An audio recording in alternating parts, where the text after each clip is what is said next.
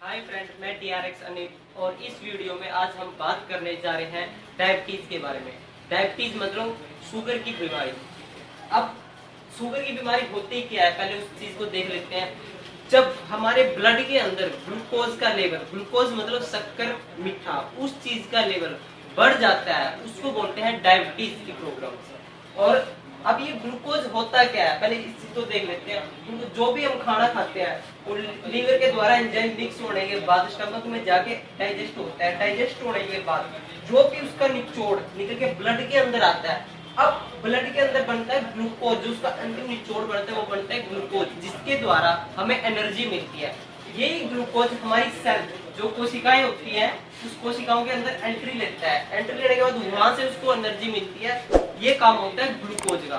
जब यही ग्लूकोज हमारी कोशिकाओं मतलब जो सेल्स होते हैं जिसके द्वारा पूरा शरीर बना होता है उसमें ना जा करके हमारे ब्लड में ही फ्लो करता रहता है। तो जैसे हम जो भी खाना खाते हैं उसको तो ग्लूकोज बढ़ता रहता है। अब वो ग्लूकोज आगे तो यूज नहीं हो रहा, कहीं भी सेल के अंदर जा ही नहीं रहा। तो उसके बाद क्या होता है, उसका हमारे ब्लड के अंदर ही लेवल बढ़ना शुरू हो जाता है, जिसको उसके बाद फिर डायबिटीज की प्रॉब्लम होनी शुरू हो जाती है। उसी ग्लूकोज को हम ग्लूकोमीटर के साथ देखते हैं कि उसकी वैल्यू कितनी है। अगर उसी की वैल्यू 126 आती है, खाना खाने से पहले की बात कर रहे हैं, अगर 126 आती है तो हम मानते हैं उसको डायबिटीज है। 126 है उससे ज्यादा भी। अब यही वैल्यू अगर खाना खाने के बाद 200 mg या फिर उससे ज्यादा आ रही है तो उसको भी बोलेंगे डायबिटीज की प्रॉब्लम है। अब इसका कारण क्या है डायबिटीज होने का? इसके कारण से पहले हम इंसुलिन पे बात करेंगे। इंसुलिन क्या है? आपने सुना होगा कि इंसुलिन की इंजेक्शन दिए जाते हैं जिसको भी डायबिटीज की प्रॉब्लम होती है। इंसुलिन एक तरह का केमिकल है जो हमारी बॉडी के अंदर बनता है। वही केमिकल हम बाहर से लेते हैं जब डायबिटीज की प्रॉब्लम होती है। इसका मतलब कहीं ना कहीं ये ग्लूकोज का जो कम होना ज्यादा होना इंसुलिन पे डिपेंड है। अब इंसुलिन हमारे शरीर में बनता क्या है?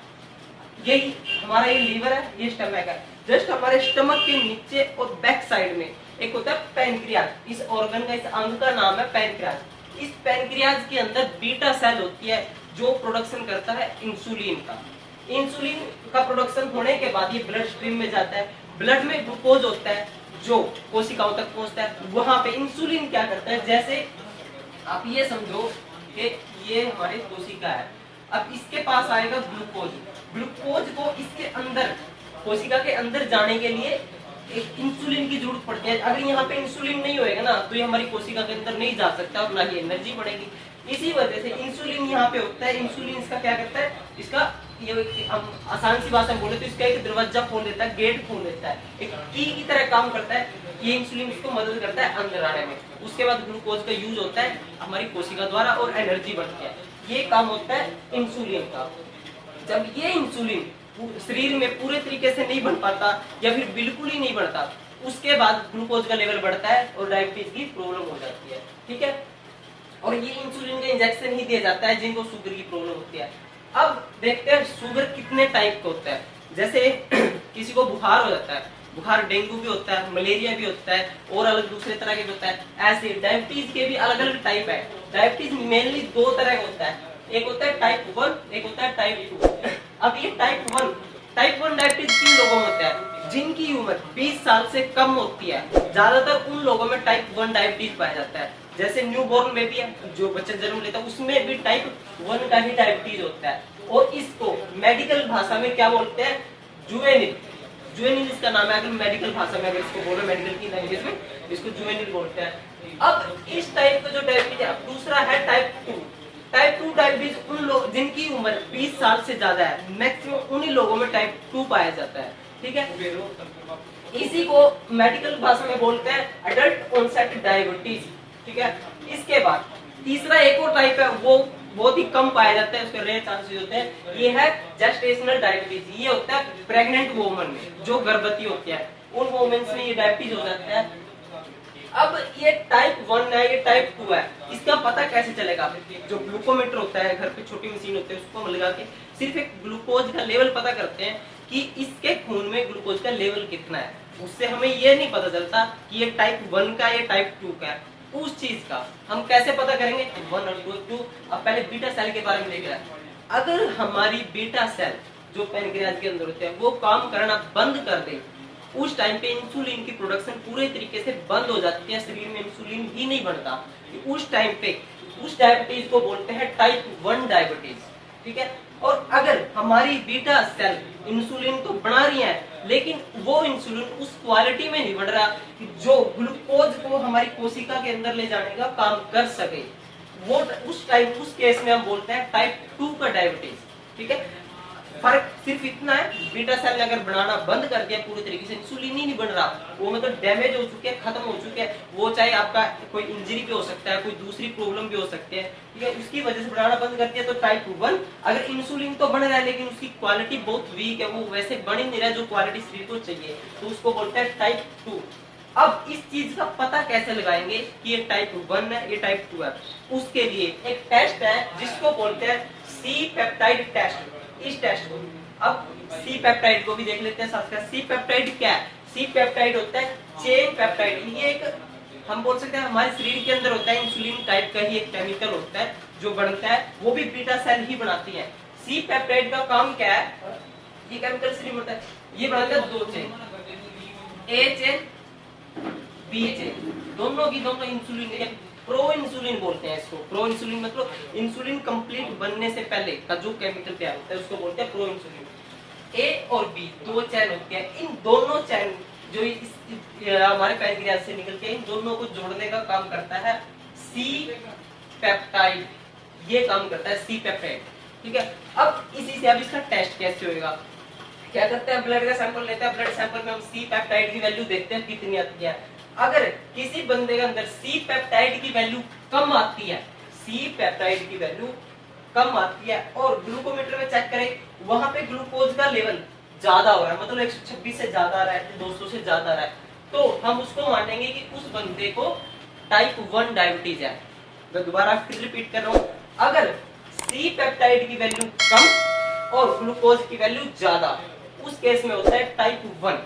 दूसरा टाइप 2 में अगर बात करें, अगर ग्लूकोज की वैल्यू अगर आ रही है ज्यादा और इसकी वैल्यू भी ज्यादा, साथ के साथ दोनों वैल्यू ज्यादा, उसमें कम की बात करें तो यहाँ पे ज्यादा, सी पेप्टाइड की वैल्यू ज्यादा और ग्लूकोज की वैल्यू भी ज्यादा, ये ज्यादा होगी तो शुगर होएगा, ग्लूकोमीटर में तो हम ज्यादा ही देखनी है, तो सीधा से एक ही चीज याद रखनी है, अगर ज्यादा है तो 2 है, कम है तो 1 है, सिर्फ इतना। सी पेप्टाइड की वैल्यू ये होता है सी पेप्टाइड टेस्ट। इस टेस्ट से पता चलता है टाइप 1 है ये 2 है। दूसरा टेस्ट, अब एक जैसे ग्लूकोमीटर को चेक किया, ऐसे ही ग्लूकोमीटर से जो चेक होता है उसी से ऐसे ही एक टेस्ट है जिसका नाम है HbA1c टेस्ट। इस टेस्ट में क्या होता है कि हमें क्या देखना कि हीमोग्लोबिन की जो बॉन्डिंग है, हमारे ब्लड में हीमोग्लोबिन होता है, उसकी बॉन्डिंग देखनी है ग्लूकोज के साथ कितनी है, वो चीज लेते हैं हम परसेंटेज में। और दूसरा, हमने जो ग्लूकोमीटर में चेक की थी उसकी वैल्यू हम ले रहे थे mg/डेसीलीटर, मतलब 1 डेसीलीटर ब्लड में कितना mg है, उस चीज को चेक कर रहे थे। जब हम जो छोटे वाला मशीन होता है ग्लूकोमीटर, उससे चेक करते हैं, उस टाइम पे दे लेते हैं, लेकिन जब HbA1c टेस्ट की बात होगी तो उसपे हम परसेंटेज लेंगे कि वो बॉन्डिंग कितने परसेंट है। इसको बोलते हैं ग्लाइकेटेड हीमोग्लोबिन। ग्लाइकेटेड मतलब ग्लूकोज के साथ हीमोग्लोबिन की बॉन्डिंग कितने परसेंट है, उस परसेंटेज को देखना है। अगर किसी को भी अगर डायबिटीज की प्रॉब्लम है, डायबिटीज है उसको, तो उसकी वैल्यू 6.5 या उससे ज्यादा आएगी, ग्लाइकेटेड हीमोग्लोबिन की वैल्यू HbA1c की। और अगर ये वैल्यू 5.7 या उससे नीचे होती है तो उसको हम नॉर्मल वैल्यू बोलते हैं। हमारे ब्लड के अंदर ग्लाइकेटेड हीमोग्लोबिन को चेक करना है, बस, इससे ज्यादा जरूरी है। और अब बात करते हैं कि अब टेस्टिंग की बात हो गई कि हमें पता कैसे चलेगा टाइप 1 टाइप 2 जेस्टेशनल। अब एक चीज और देख लेते हैं कि जो हमारा इंसुलिन है उसकी प्रोडक्शन, कई बार वो सही से बन भी रहा होता है, बीटा सेल भी काम कर रही है, उसके बाद भी कुछ बंदों को डायबिटीज होता है। उसका कारण जैसे एक्सरसाइज की कमी, मोटापा। अब मोटापे से उसका जो हमारा डायबिटीज है उसका क्या कनेक्शन है, उस चीज को थोड़ा समझेंगे। अब कोई बंदा है, जैसे हमारे शरीर में लगभग 25 मिलीग्राम इंसुलिन बढ़ना है, सभी का एक नॉर्मल वैल्यू हम लेके चलते हैं 25 ग्राम बढ़ना है, इसके आसपास में, कुछ ऊपर नीचे भी हो सकता है। अब किसी बंदे का वेट है 50 kg, इसके लिए ये 25 ग्राम इंसुलिन जो बढ़ रहा था हमारे शरीर के अंदर, वो सफिशिएंट था, पूरा था, जितना भी उसके शरीर में ग्लूकोज बढ़ रहा था उसके लिए वो सफिशिएंट था कि उसके लिए होता है। अभी इसी बंदे का वेट अगर 100 kg हो जाए, मतलब 100 किलो का अगर इसका वेट हो जाए, तो क्या ये इंसुलिन इस बंदे के लिए सफिशिएंट है?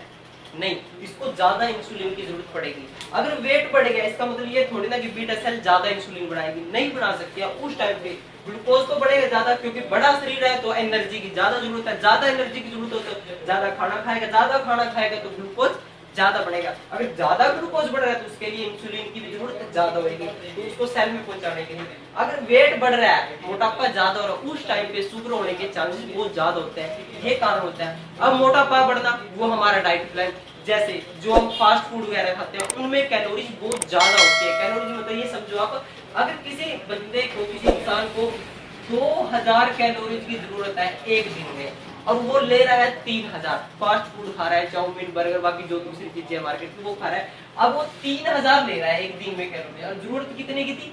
2000 की। अब जो 1000 एक्स्ट्रा कैलोरी है वो कहाँ जाएगी? वो कन्वर्ट होगी हमारे फैट में, एक्स्ट्रा फैट में, ठीक है। उसके कारण से हमारा फैट बढ़ता है, फैट बढ़ने की वजह से शुगर बढ़ने के चांसेस ज्यादा हो जाते हैं इंसुलिन की कमी की वजह से। तो आज इस वीडियो में हमने देखा कि डायबिटीज क्या होता है, उसमें ग्लूकोज का लेवल कैसे बढ़ता है, इंसुलिन की वैल्यू कहाँ कहाँ किस तरीके से चेक की जाती है, और टेस्टिंग कैसे की जाती है, इसके जो टाइप होते हैं उनका कैसे पता लगाया जाता है, कौन कौन से टाइप होते हैं जिनसे हम ग्लूकोमेट्री की रीडिंग को देख सकते हैं, और ये सब। बाकी इस वीडियो में इतना ही।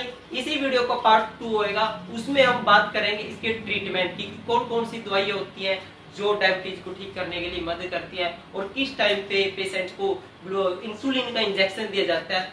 आज की वीडियो में इतना ही। Thank you very much. जय हिंद, जय भारत।